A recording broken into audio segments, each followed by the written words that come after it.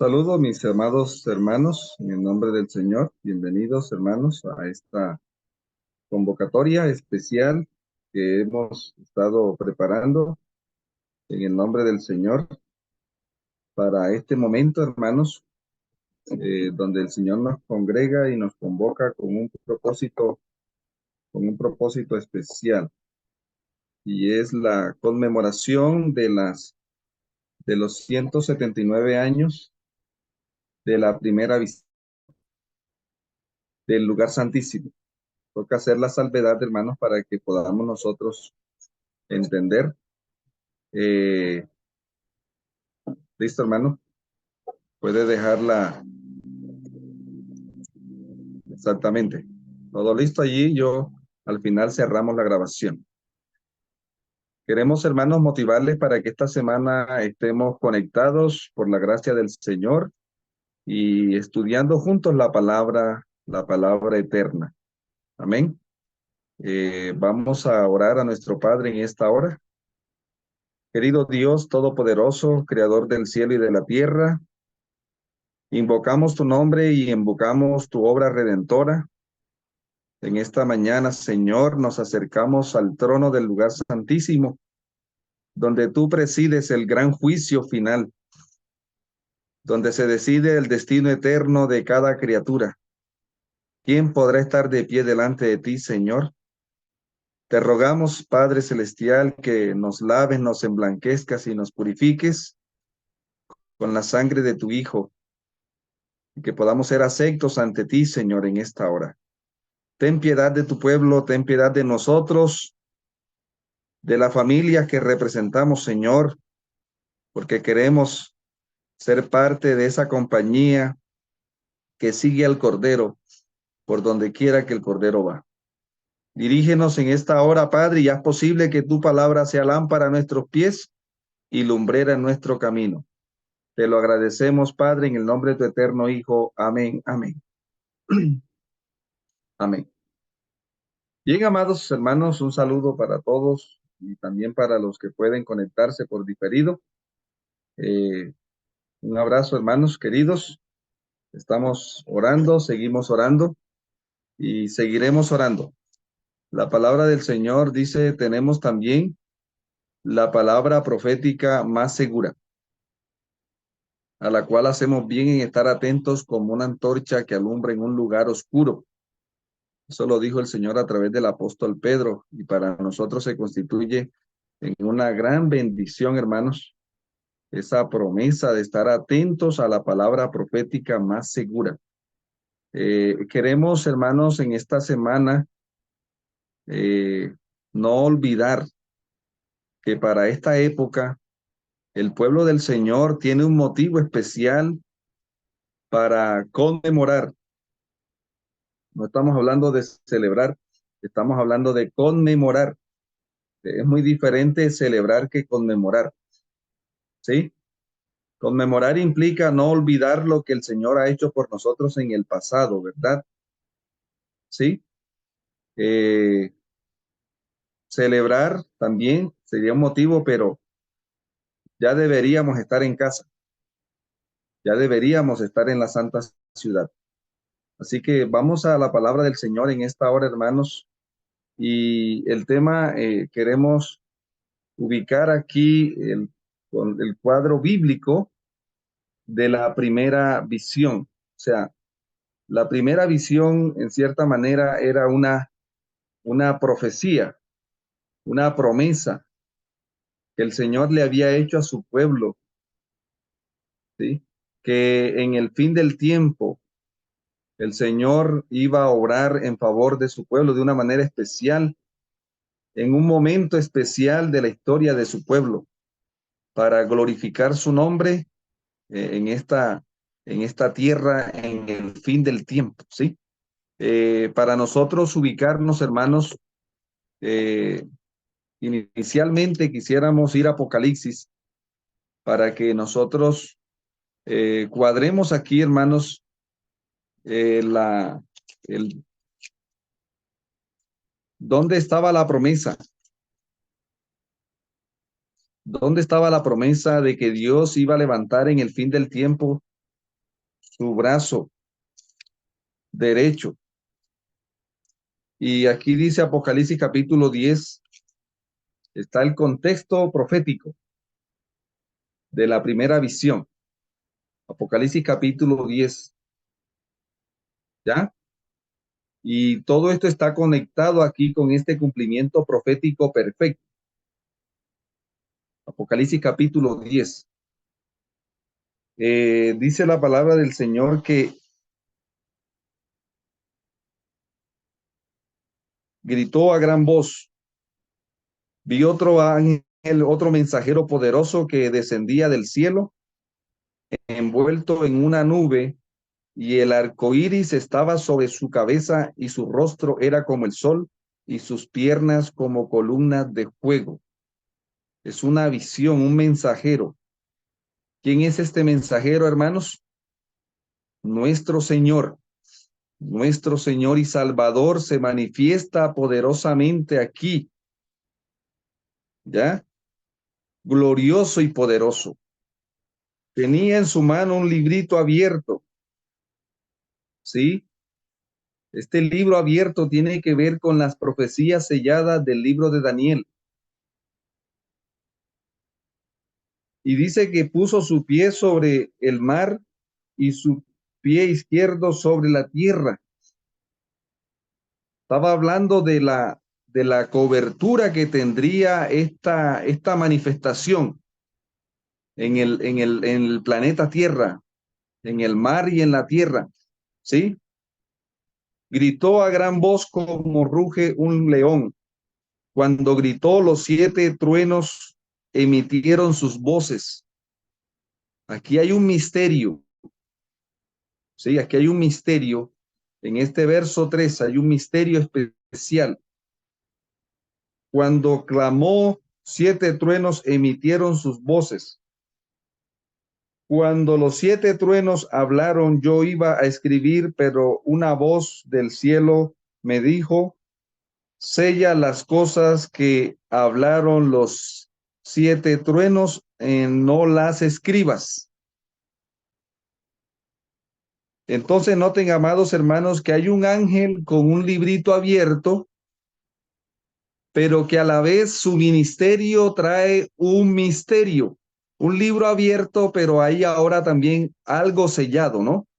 Y eso es importante aquí, que podamos entender esta parte, hermanos, que hay un libro abierto, pero también hay algo allí, hay un misterio ahí oculto, ¿verdad?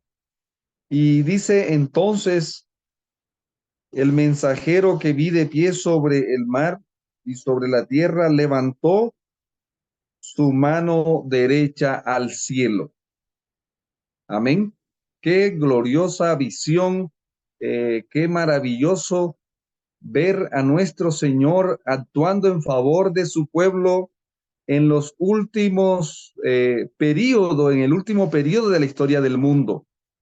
Esa frase, levantando su brazo derecho, es muy importante aquí, hermanos, para que nosotros nos entremos al tema de la primera visión, porque aquí está hablando del surgimiento del gran movimiento adventista del siglo XIX. ¿Estamos? El gran movimiento adventista del siglo XIX. Y aquí vamos, hermanos, a hacer un poco relación a esta parte importante, hermanos, sobre la primera visión. La palabra del Señor dice en el verso siguiente: y juró por el que vive para siempre jamás, quien creó el cielo y las cosas que hay en él, la tierra y las cosas que hay en ella, el mar y las cosas que hay en él. Ya no hay más, ya no hay más, ya no hay más tiempo. Ya no hay más, no hay más tiempo. O sea, ya no hay más tiempo profético. Eso es lo que quiere decir el texto aquí, hermano. Ya no hay más tiempo profético o profecías de tiempo. De aquí en adelante estaríamos dirigidos por profecías de eventos. Es importante esto, hermanos. Ya no hay más tiempo y él dice que levantó su brazo derecho. Y eso es importante para que nosotros lo entendamos. Ahora dice, sino que en los días de la voz del séptimo mensajero, cuando él esté por tocar la trompeta, también será revelado el misterio de los siete truenos. Y como lo anunció a los siervos, los profetas, porque no hará nada el Señor sin que primero revele qué cosa, hermanos, su secreto a sus siervos, los profetas. ¿Vamos? Todo está revelado y todo está controlado dentro de la voluntad soberana del Creador. Amén. Así que aquí hay una parte de la visión del Apocalipsis que a medida que nosotros estemos buscando el cumplimiento, cuándo se cumplió, cómo se cumplió, qué implicaciones tuvo para nosotros este cumplimiento profético especial. Ya lo hemos estudiado en temas anteriores, solo aquí lo estamos mirando, ¿verdad? Pero es interesante entender que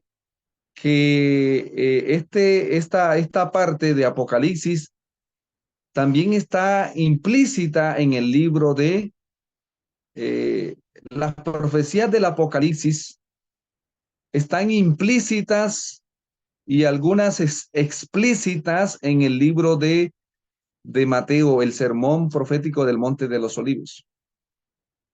¿Estamos? Y es importante esto, hermanos, porque de paso, las profecías de Daniel, de Apocalipsis y de Daniel, perdón, las profecías de Apocalipsis y las profecías que hay en el Nuevo Testamento, las de Pablo, las profecías que anunció Pablo, las profecías que anunció eh, Santiago también profetizó, bueno, todas las profecías escatológicas. Vamos hablando de profecías, de la profecía escatológica. Esas profecías están implícitas y explícitas en las profecías del Antiguo Testamento,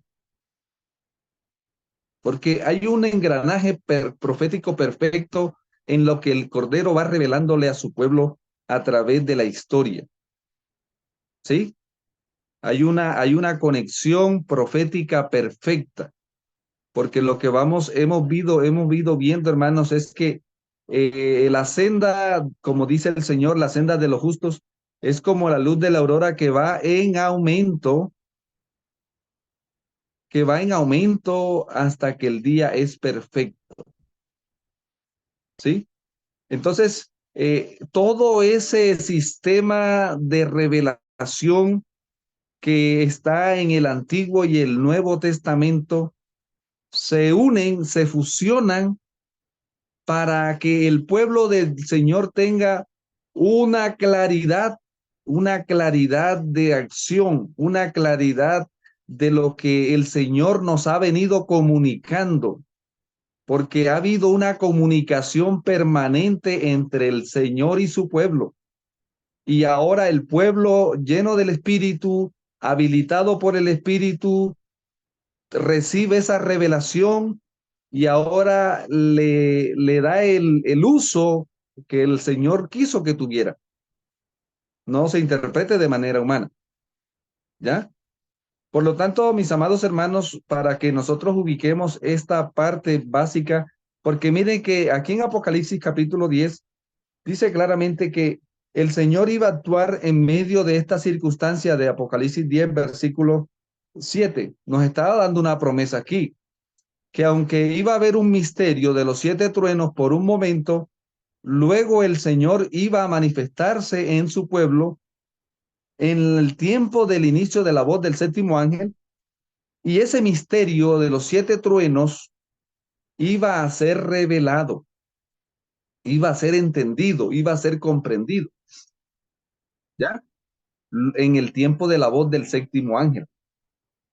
Y nosotros entendemos, hermanos, qué es lo que el Señor comenzó a hacer en 1844.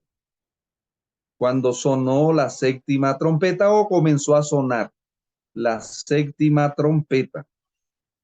¿Estamos? Entonces, es importante esto que nosotros lo tengamos aquí, que estaba prometido. O sea, la primera visión que el Señor reveló en 1844 no era una casualidad, hermanos.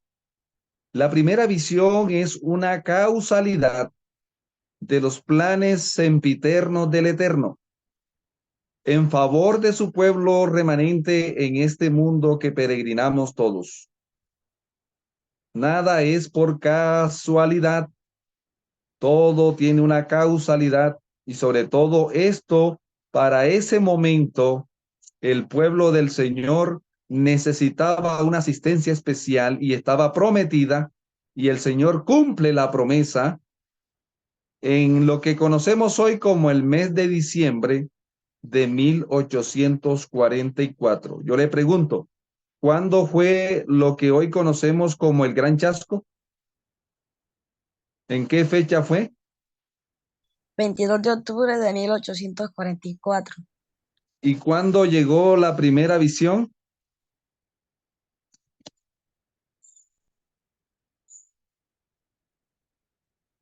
del lugar Di- santísimo? Diciembre de 1844. Diciembre de Muy bien. Entonces 1844. pasaron del 22 de octubre al 22 de noviembre. Estamos usando el conteo gregoriano.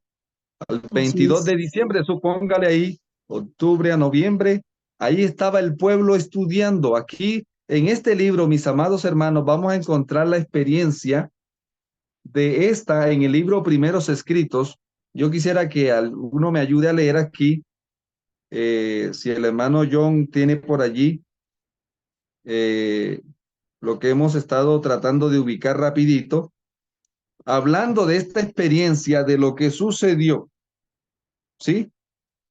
Cuando vino el chasco. Está en en el párrafo B26. No sé si alguno tiene el libro ya marcado, entonces es fácil. En el párrafo B26 de primeros escritos, o sea, el párrafo 26 del prólogo histórico, ¿sí? ¿Quién lo tiene por ahí así marcadito, hermanos? Que nos pueda colaborar aquí para que podamos entrar, empezar a mirar. La profecía estaba en Apocalipsis 10, pero aquí estamos viendo el cumplimiento profético y cómo podemos nosotros tener la bendición de tener acceso no solamente a la parte profética, sino a la parte histórica de ese cumplimiento. ¿Hay algún hermano que lo tiene?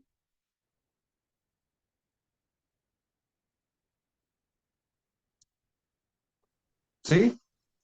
¿Qué página, pastor? Ahí Hermano, donde como Jesús vino a la tierra. no, casi inmediatamente, hermano. Comienza así.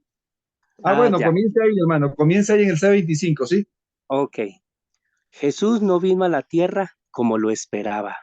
La compañía que lo aguardaba gozosa para purificar al santuario, limpiando la tierra por fuego. Vi que era correcto su cálculo de los periodos proféticos.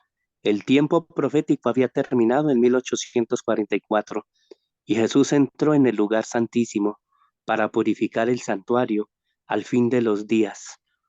La equivocación de ellos consistió en que no comprender lo que era el santuario ni la naturaleza de su purificación. Casi inmediatamente después del chasco de octubre, muchos creyentes y pastores se habían unido al mensaje adventista, se apartaron de él. Otros Léalo otra fueron vez, hermano. casi inmediatamente después del chasco de octubre, muchos creyentes y pastores que se habían unido al mensaje adventista se apartaron de él. Otros fueron arrebatados por el fanatismo. Más o menos la mitad de los adventistas siguió creyendo que Cristo no tardaría en aparecer en las nubes de los cielos. Al verse expuestos a las burlas del mundo, las consideraron como pruebas de que habían pasado el tiempo de gracia para el mundo.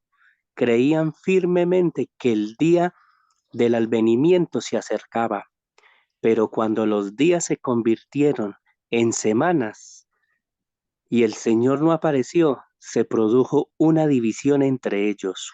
Una parte numéricamente superior decidió que la profecía no se había cumplido en 1844 y que sin duda se había producido un error al calcular los periodos proféticos. Comenzaron nuevamente a fijar fechas.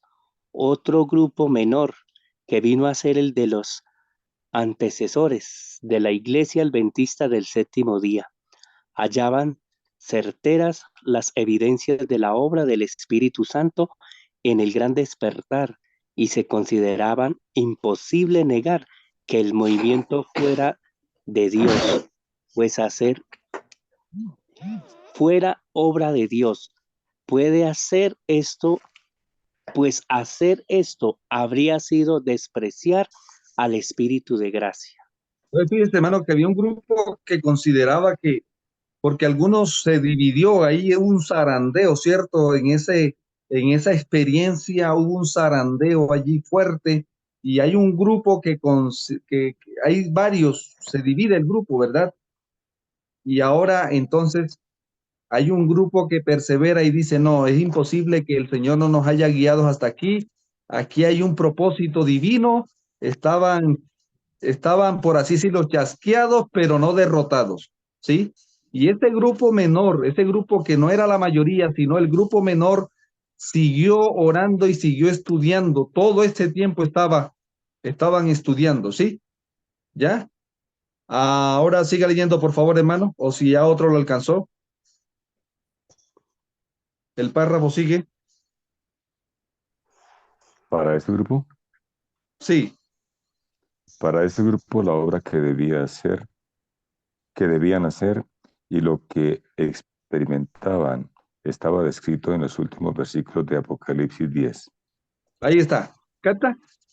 O sea, estaban claros, o sea, tenían claridad de lo que estaban pasando, qué profecía se estaba cumpliendo con su experiencia.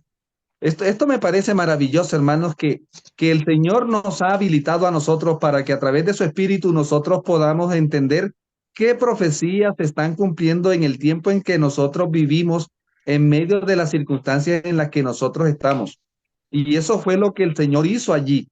Miren qué maravilloso. Léalo otra vez, hermano, por favor, porque es importante este parrafito.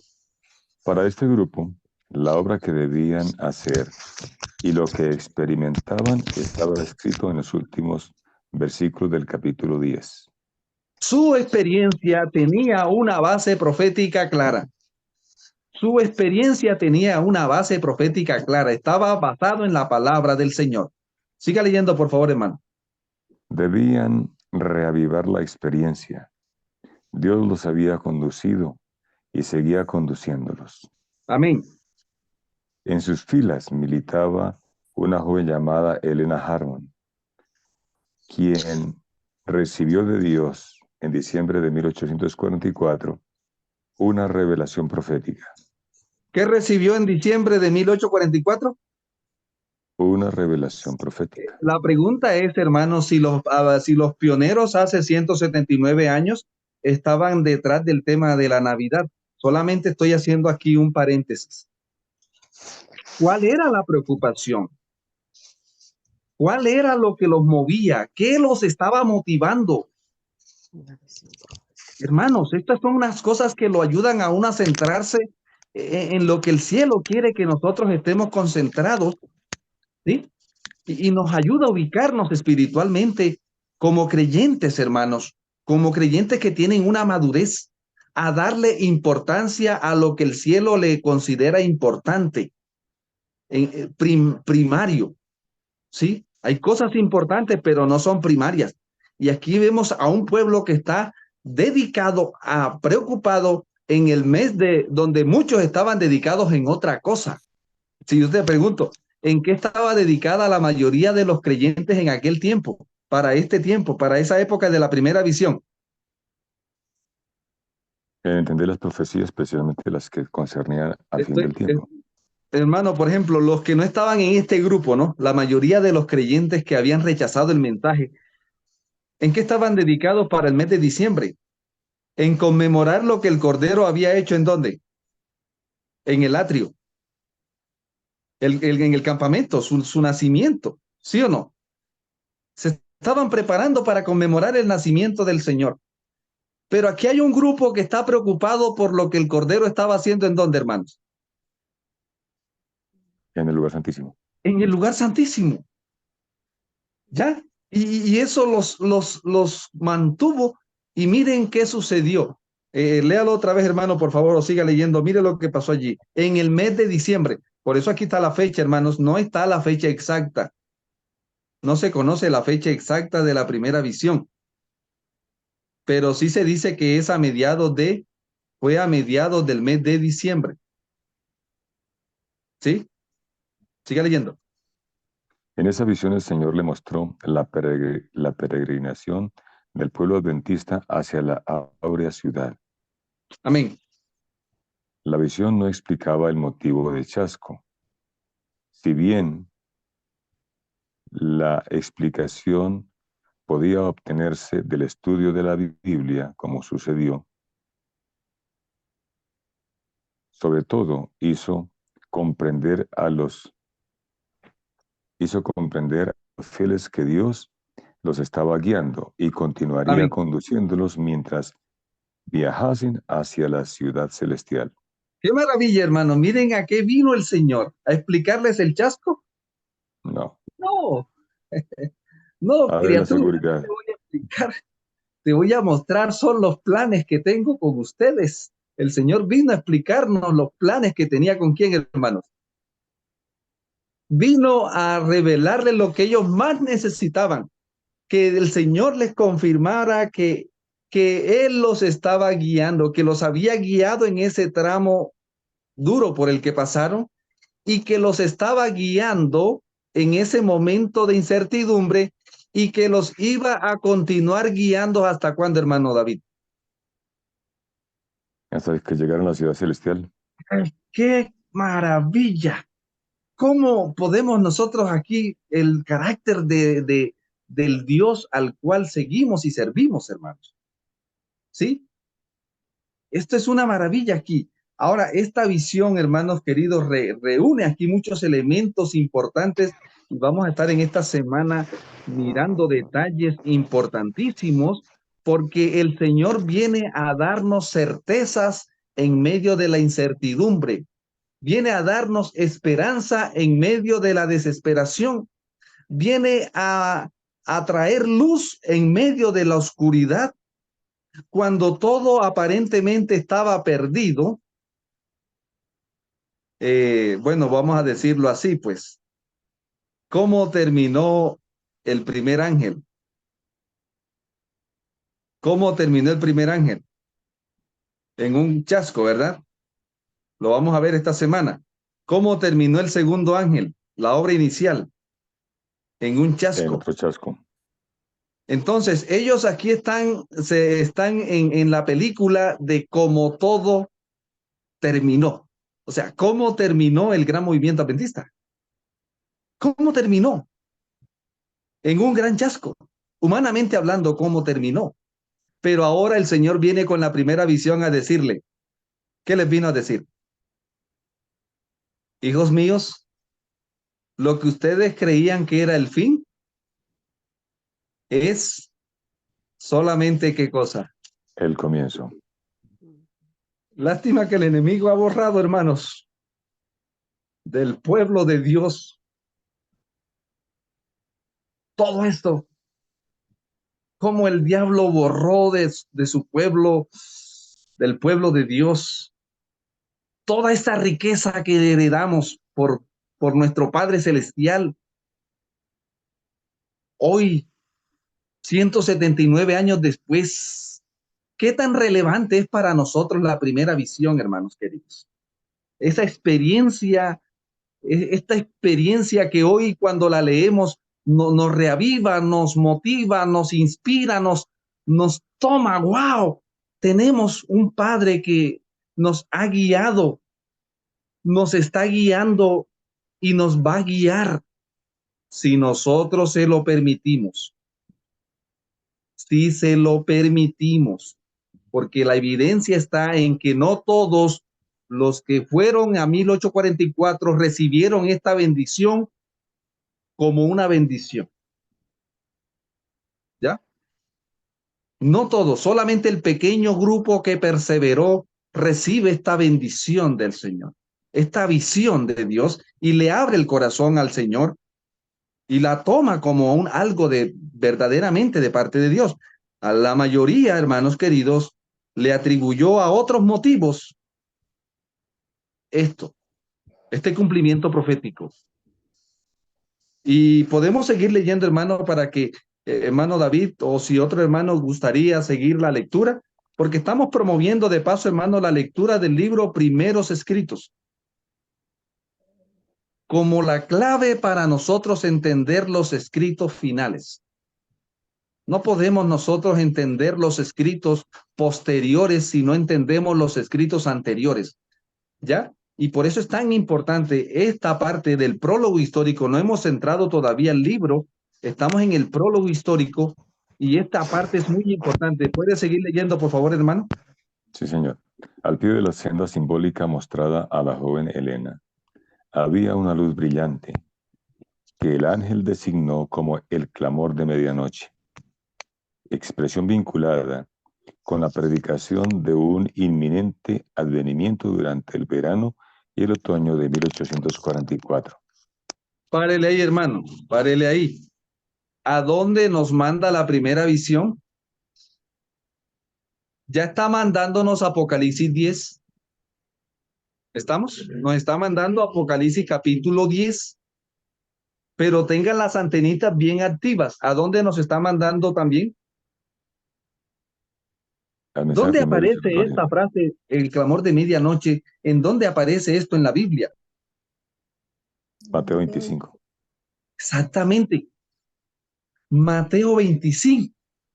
Y no es que ella dijo el ángel. No fue ni ella la que dijo que la luz que estaba detrás no, fue el ángel. Léalo otra vez, hermano, para que aquí hay algo más que solamente algo meramente humano, hermanos. No es lo que Ellen White está diciendo. No, es lo que Dios está diciendo a través de ella, hermanos, para nosotros en este tramo histórico.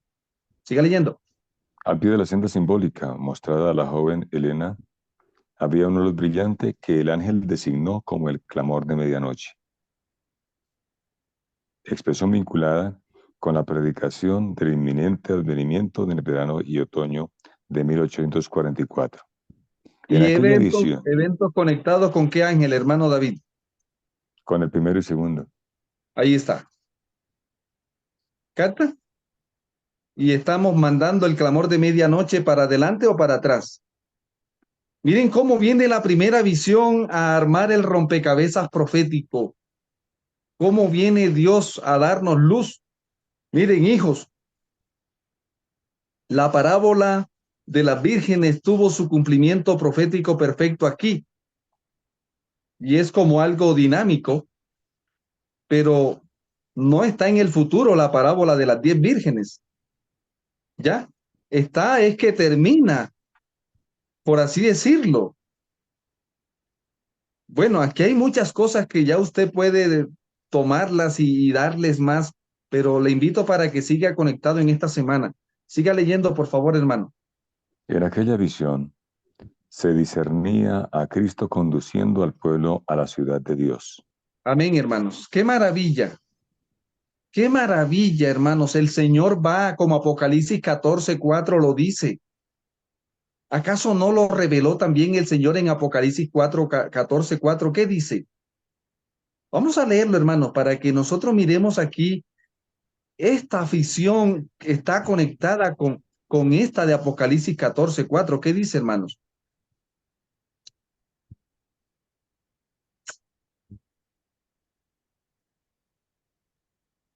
¿Alguno por ahí, por favor? Estos son los que no se contaminaron con mujeres, Ahí está. porque son vírgenes. Estos son los que siguen al Cordero por donde quiera que va. ¿Acaso no hay un grupo de vírgenes siguiendo al Cordero? ¿Y para dónde va el Cordero, hermano David, ahí? Va En a la casa Apocalipsis del 14. Padre, ¿Va para dónde? para la Santa Ciudad. Amén, hermanos.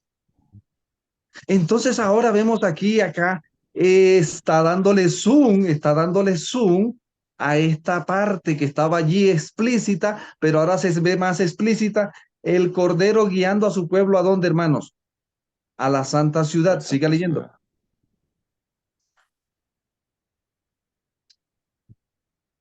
Algunos, dice Otoño. En aquella visión se discernía a Cristo conduciendo al pueblo a la ciudad de Dios.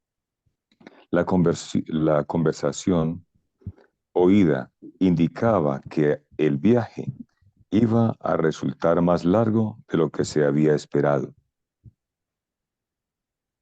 Algunos perdieron de vista a Jesús y cayeron de la senda, pero los que mantuvieron los ojos fijos en Jesús y en la ciudad llegaron con bien a su destino. Aleluya. Qué maravilla, hermanos. Es difícil llegar al destino, hermano David. ¿Usted qué dice?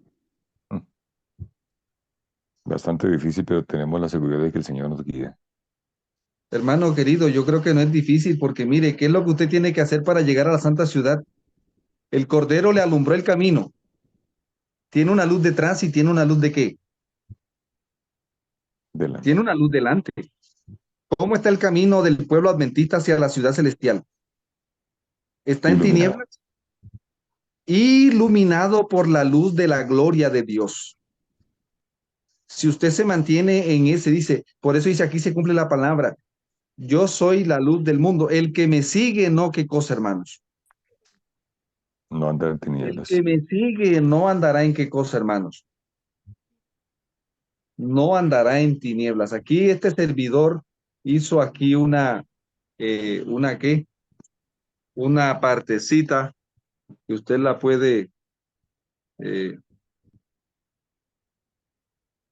mirar aquí un poquito. Ahora se me fue aquí fregando. Listo, hermanos, aquí ya. Podemos tener un vistazo panorámico aquí en este diagrama que hemos preparado para esta serie, hermanos. Este diagrama el Señor me lo ayudó a preparar. Los tramos del viaje, los pormenores del viaje. El viaje del pueblo adventista, ¿de dónde, hermanos? Del lugar santo, ¿hacia dónde? A la Santa Ciudad. La Santa Ciudad, ¿Pasando por dónde? por el lugar santísimo. El éxodo del pueblo final de Dios. Así lo reveló el Señor. Hermano David, ahí termina el capítulo, el párrafo ese. Nos falta un pedacito. ¿Puede leerlo, por favor? Algunos perdieron de vista a Jesús y cayeron de la senda, pero los que se mantuvieron con los ojos fijos en Jesús y en la ciudad llegaron a su destino. Amén, Esto hermano. es lo que se nos presenta bajo el título Mi primera visión en las páginas 13 a la 20 de este libro. Ahí termina. Y miren qué termina diciendo, hermanos, qué tristeza esto, miren, lo que sigue, hermanos. ¿Qué Eran dice? muy pocos. ¿Eran cuántos? Eran muy pocos los que constituían aquel grupo que avanzaba en la luz. Tremendo, ¿no? Pregunta, ¿siguen siendo pocos? ¿Usted qué dice, hermano? Los que estamos siguiendo esa luz. ¿Cuántos estamos desconectados de esto hoy? ¿O cuántos estamos conectados con esto hoy, hermanos? Eran muy pocos. Estamos hablando del tiempo aquel, eran muy pocos porque la mayoría se fueron por otras ideas, Unos se fueron a fijar fechas, otros se fueron a negar lo que Dios había hecho, y aquí solamente un poquito grupo. ¿Sí? Siga leyendo. El grupo mayor, mire lo que pasó con el grupo mayor. ¿En qué El grupo está grupo, usted, hermano? La pregunta es, ¿en qué grupo está usted hoy? ¿En el de los pocos o en el de los muchos? Siga leyendo, por favor. el grupo mayor que abandonó la esperanza de que la profecía se hubiese cumplido en 1844 contaba tal vez con 30.000 personas. Tremendo, ¿cierto? ¿Y cuántos tenía este grupito, hermano? Este grupito tenía como 50. Siga leyendo, que aquí creo que nos da luz sobre cuántos constituían el grupito que perseveró. En 1845 se reunieron para examinar sus opiniones en una conferencia que se celebró en Albany, estado de Nueva York, el 29 de abril al 1 de mayo. Decidieron entonces formalmente denunciar a quienes aseverasen tener iluminación especial y a los que enseñaban fábulas judaicas. Hermano, y esto es importante aquí, hermano. Tremendo, ¿no? O sea, esto que pasó aquí se constituye para nosotros en una lección tremenda. ¿Qué pasó con el grupo mayor en el tiempo del chasco de 1844? En el de otoño, Trataron, mire. Se tra- reunieron y tomaron el voto de qué, hermanos. para callar. Ya. Y cuidado con enseñar el sábado. Cuidado porque esto es judaísmo, esto es judaizar. ¿Ya? Fíjese cómo el enemigo trabajó, hermanos, porque para quién venía la primera visión, hermano David y hermanos, para el grupito pequeñito o para todo el movimiento que se había despertado en aquel tiempo. ¿Qué creen ustedes? Para el grupito pequeñito que seguía estudiando y La confiando en el Señor. visión era para todo el pueblo adventista, hermanos. La visión de Dios venía para todo ese pueblo que había abierto el corazón al primer ángel y al segundo ángel. Pero la mayoría rechazó esto, hermanos, esta bendición. Y esto no es algo que del pasado, hermanos. Hoy, ¿cuántos estamos hoy conectados con la primera visión, hermanos? Algunos hermanos no saben ni qué es la primera visión y a otros ni les interesa. Lastimosamente, hermanos, esta riqueza maravillosa que nos dio el Cordero sigue siendo valorada por un grupo muy poco. Siga leyendo, por favor, hermano.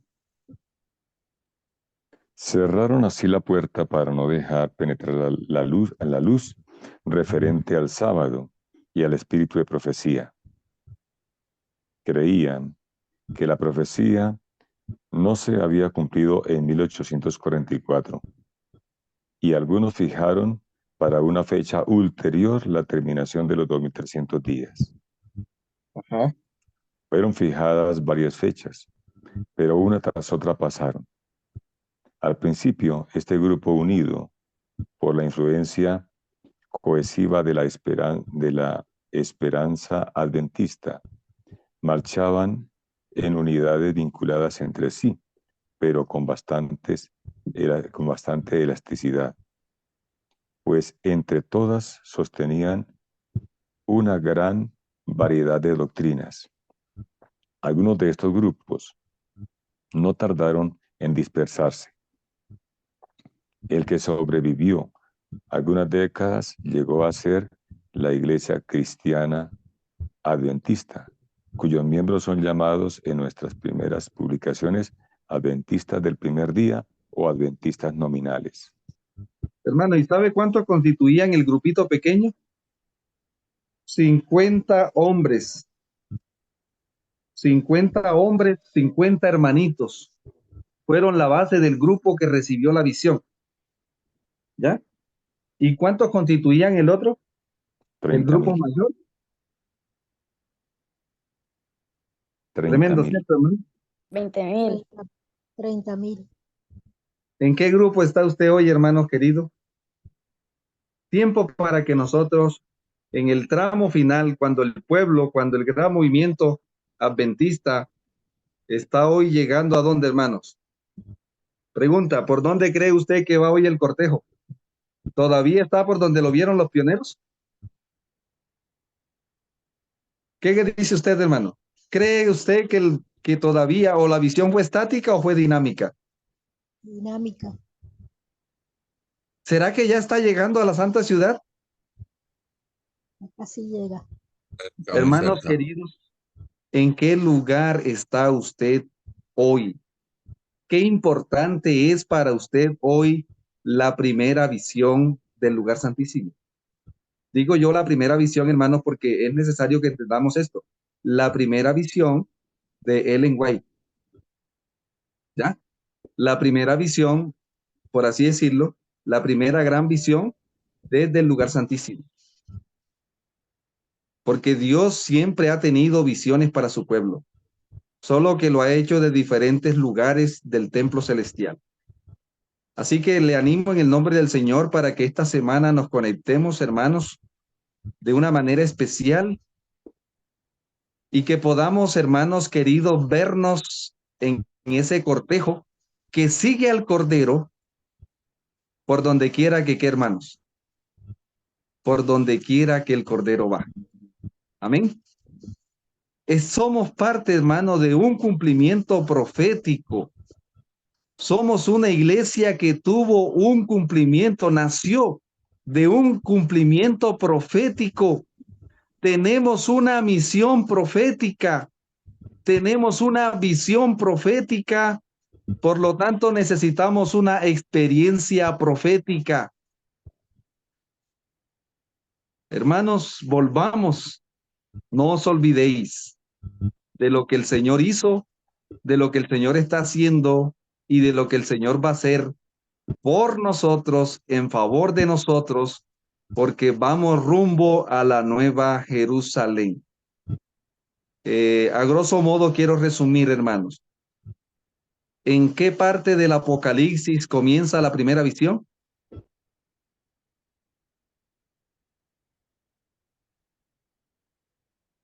Apocalipsis 10. Muy bien. ¿En qué parte del sermón profético de Mateo 24 comienza la primera visión?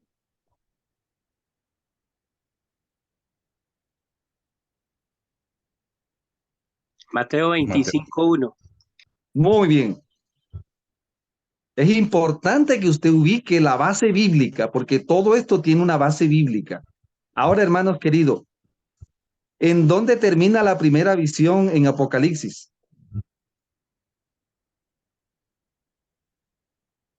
¿En qué capítulo termina la primera visión? Apocalipsis 14:4. O sea, la primera visión comienza en Apocalipsis 10, cubre todo desde Apocalipsis 10 y va a dónde, hermano, hasta Apocalipsis 22.